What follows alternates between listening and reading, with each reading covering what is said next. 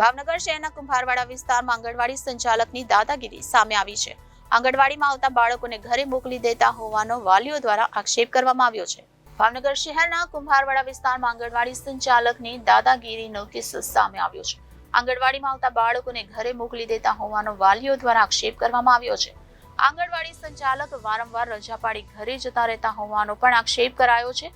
સરકાર બાળકોના વિકાસ પાછળ કરોડો રૂપિયા ખર્ચ કરતા હોય છે, પરંતુ આંગણવાડી સંચાલકોની મનમાનીના કારણે સમસ્યાઓ સર્જાઈ છે। આંગણવાડીમાં આવેલા બાળકોને ખીજાઈને ઘરે મોકલી દેવામાં આવતા વાલીઓએ હોબાળો કર્યો હતો। આંગણવાડી સંચાલકે વાલીને જાણ કર્યા વગર આંગણવાડીમાંથી બાળકનું નામ કાઢી નાખ્યું હોવાનો વાલીનો આક્ષેપ છે। તમારું નામ? મારું નામ મનીષા અબ્દુલભાઈ સૈયદ। હું કુંભારવાડા રહું છું। હાઉસિંગ બોર્ડમાં સરકારી નિશાળની બાજુમાં રહું છું। મારા ભાઈનો છોકરો 3 વર્ષથી બાળ મંદિર આવે છે અને ઘરે કાઢી મૂકે છે। કોઈ જાતનો સારવાર કરતા નથી ને ઘરે કાઢી મૂકે। બાયું સરલાબેન તરીકે છે, બેન ડોળા ફાડીને ઘરે કાઢી મૂકે છે અને પછી છોકરાને પૂછ્યું તો છોકરા કોઈ બેનનું નામ નથી લેતા, સરલાબેનનું જ નામ લે છે। એવું શું કામ કરે છે? અને સરલાબેન રજા મેકતા જ નથી, એમને રજા રાખી દે છે અને આયા એની જે બેન હોય એની નીચે કામ કરતી હોય એ બેનોને એમ કે તમે ધ્યાન રાખો, હું ફલાણે જાઉં છું, ઢીકડે જાઉં છું, પૂછડે જાઉં છું। અહીંયા કોક આવે તો એમ કહે છે કે એ મીટિંગમાં ગયા છે। મીટિંગ હોય તો અહીંયા બધાને રજા હોય, કે એક બેનને રજા ન હોય। અને 16 વર્ષની કન્યાને કીટ આપે છે તો અમારી છોકરીઓને કીટ આપતા નથી। અત્યારે સમસ્યા શું છે? આ છોકરાને ડોળા ફાડીને ઘરે કાઢી મૂકે કે સરલાબેને મને કાઢી મૂક્યો। સરલાબેન આજે હાજરમાં નહોતા, હું આવી એટલે એની નીચે જે બાયું કામ કરતી એને એમ કીધું સરલાબેન નથી એટલે અમે નથી લેતા। અમે અત્યારે થોડોક દેકારો કર્યો, બધાને સમય મીડિયાવાળાને બોલાવીને દેકારો કર્યો તો એ બેને એમ કીધું કે સરલાબેને આનું નામ કાઢી નાખ્યું છે। તો અમારી સહી વગર બેન છોકરાનું નામ કાઢી ન એક, અમારી સહી હોય તો છોકરાનું નામ નીકળે, નકર ન નીકળે। મારું એમ કહેવું છે સરલાબેનને આજે હાજર કરો, નકર એને રદ કરો। એને નોકરી ન મળે। સરલાબેને રજા રાખી હશે, સરલાબેને રજા રાખી હશે તો હું 7 વાર પગે લાગીને એની પાસે માફી માંગી લઈશ, પણ સરલાબેન રજા રાખતા જ નથી, રજા લેતા જ નથી। આમ રજા રાખે છે। અત્યારે સરલાબેન હાજર છે? સરલાબેન આવતા જ નથી, અઠવાડિયાથી સરલાબેન નથી આવ્યા। તો અત્યારે કહેવામાં શું આવ્યું બેન? આ નીચે એની નીચે બેનનું કામ કરે છે ને, જે તેડા ઘરવાળું એ 10-12 છોકરાને હાચવે।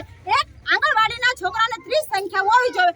તમે 3 આંગણવાડી છે, ક્યાંય 30 છોકરા હોય તો મને તમે કહી શકો 105 છોકરા અહીંયા કરી દો। 3 આંગણવાડીમાં 35 છોકરા હોય, એક આંગણવાડીમાં 35 છોકરા હોય, 3 આંગણવાડી છે, 105 છોકરા ગણી દો। તમારી માંગ શું છે અત્યારે? મારી માંગ એમ છે કે અહીંયા 3 આંગણવાડી છે તો છોકરા કેમ હચવાતા નથી? 2 કલાક તમારે છોકરા રાખવાની નોકરી છે તો તમે છોકરા કેમ નથી હાચવી? કોઈ પણ જાતના ભેદભાવ વગર નિષ્પક્ષ કાર્યવાહી કરવામાં આવે। કોઈ પણ જાતના ભેદભાવ અહીંયા રાખે જ છે। હિન્દુના છોકરાને હરખી રીતે રાખે, મુસલમાનના છોકરાને ડોળા ફાડીને કાઢી મૂકે। તો પણ અમે મુસલમાન છીએ તો અમે માણસાઈ નથી અમારામાં?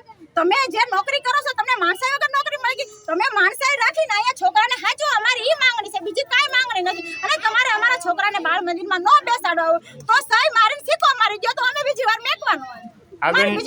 આગળ તમારી કામ નહીં થાય તો તમે શું કરશો બેન? તો અમે ઠેઠ એની ઓફિસ હશે ત્યાં જાઉં, ગાંધીનગર જાઉં, અરજી કરીશ અને મારા છોકરાને બેહારી પાર કરીશ।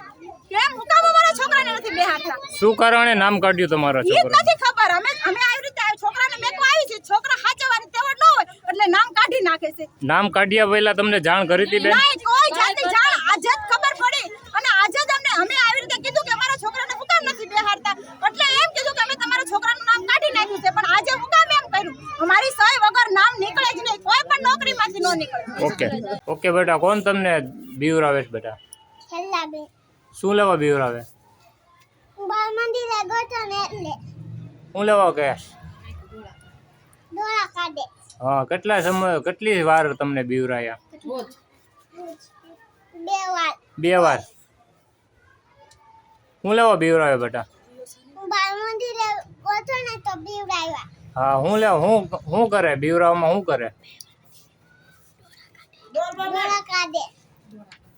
પછી બીજું શું કરે? મારે? કયા બેન મારે? સરલાબેન એમ? બીજા કોઈ બેન મારે? નહીં। એક જ બેન મારે? પછી તમને શું કે? અહીંયા આ છોકરાને ન બેવા દેતા એમ કઈ। એવું કે? કોને કે? મને તમને કે? પછી તું આવીને ઘરે શું કર? પછી તું ઘરે આવીને શું કર? મમ્મીને કંદડું કંદડો બસ આટલું તો બસ. કેમેરામેન રસુલભાઈ સૈયદ સાથે રિપોર્ટર ફિરોઝ મલિક, જનાદેશ ન્યૂઝ, ભાવનગર.